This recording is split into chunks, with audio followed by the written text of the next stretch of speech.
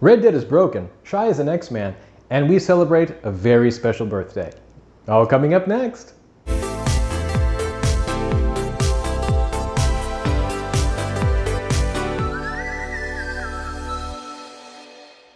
Alright everybody, Robert Jerdee here, your guide to the world of pop culture and all things nerdy. As always, thank you for liking, subscribing, and commenting to the channel. Be sure to click that notification bell to see all future videos coming out. And let's get started. Let's talk about Red Dead Redemption 2 online. It is broken, completely broken right now. You know, after a 7-month drought of no content, we got the Naturalist role a few weeks ago. And it was mixed reviews, but generally speaking, you know, it grew on me. It was pretty fun. Now every Tuesday, Rockstar gives us a drip feed for content where they'll throw us some, you know, maybe some new clothing items or a new game mode, what have you. And this most recent drip feed, the update has destroyed the game to where you can't connect for more than a few minutes at a time. You can't do any bounties or missions, and it's just a crazy time for Red Dead. Now, I'm an Xbox player, but apparently this is happening on PS4 as well. They're getting the blue screen of death, I think is what it's called. And poor PC players are just getting modded into oblivion with people, you know, making hundreds of explosions happen or making hundreds of cattle appear at their camps. And so those poor PC modders, or those poor PC players with modders have got their own issues. But on console, PS4 and Xbox cannot connect to the game right now. If you're a Red Dead Redemption player, shout out to my Mesquite Rattlers. If you're a Red Dead Redemption player right now, tell me, are you able to log on to the game? Have you been able to play? And if so, what's happening to your streak? So with the game, you get a certain amount of daily challenges, and if you complete a daily challenge and you get a streak going, it increases the amount of gold you get because of those daily challenges. And some people would be on a 200, 300, 400 day streak. But now the fact that you can't connect to the game, some of those streaks may be coming to an end. So let me know how you're dealing with these Red Dead Redemption issues. And if you've lost your streak right now, I'd love to hear about it. I don't want to hear about it. I would love to hear about it. But I'll share with you your pain in the comments. Let me know. All right, a recent rumor coming out about Shia LaBeouf in the Marvel Cinematic Universe, playing one of the founding members of the X-Men, Bobby Drake, aka Iceman. I don't know how I feel about this. I'm not super excited about it. I mean, I was not a Transformers guy, the movies. I love the cartoon. I wasn't a Transformers movies guy. I did not like Crystal Skull, and I was too old for Even Stevens and Holes, right? But I did like him in Charlie's Angels Full Throttle, so there's that, Shia. But generally speaking, I'm not a fan of his playing Bobby Drake in one of the original 5 X-Men. I think actually he would be a great Pyro. Make him Pyro. Make him one of the villains, one of the Brotherhood of Evil Mutants.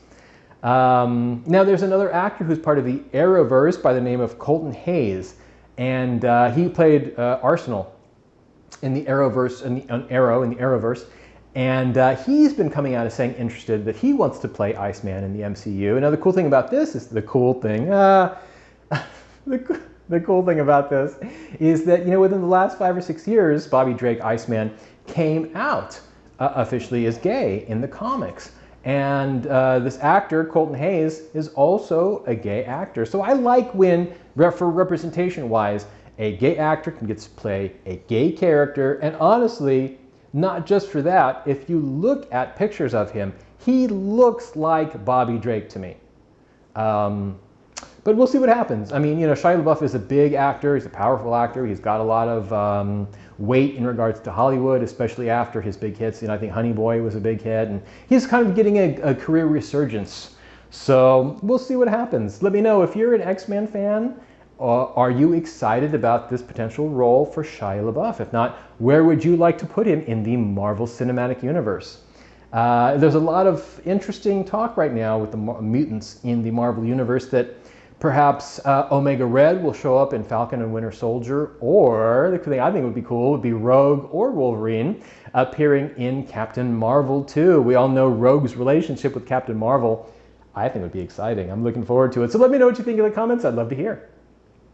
And finally, a big happy birthday to hip-hop. Born August 11th, 1973, by many considered to be the founding father of hip-hop, DJ Kool Herc, him and his sister, Cindy Campbell, were having a back-to-school jam in their building on the now famous Sedgwick Avenue, where he developed the technique of playing 2 records at the same time. And when one ended, he let the other one play on longer so people could dance longer. It was this technique and this party, really, that many people consider was the birthplace of hip-hop. Since then, of course, its cultural significance can't really be talked about in a couple minutes, how it has affected every single aspect of American culture and international culture, from fashion to linguistics to art to everything, to so many facets of our lives. Hip hop has been a big contributor to, and I mean, hip hop was one of the first musical genres I really embraced. I was like 12 years old when Big Daddy Kane, LL, a lot of those people started becoming mainstream. Yo MTV Raps. It was my first real, it was like hip hop or hair metal.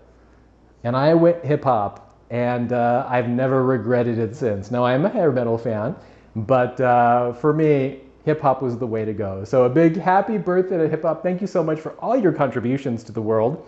And if you are a hip hop lover, please put your favorite bands in the comments. Like I said, LL, Big Daddy Kane, Slick Rick, Wu-Tang. Yes, so great. So many great Beastie Boys, so many great artists out there. Thank you so much for watching, of course, letting me ramble for a while. Next Saturday, Saturday Morning Cartoon Edition, we're doing RoboCop. Yes, the R-rated gore fest got turned into a kid-friendly cartoon. To mixed results. So we'll talk about that some more on Saturday morning. Is also Saturday morning. So as always, thank you so much for watching. It is always a pleasure. And remember, stay nerdy.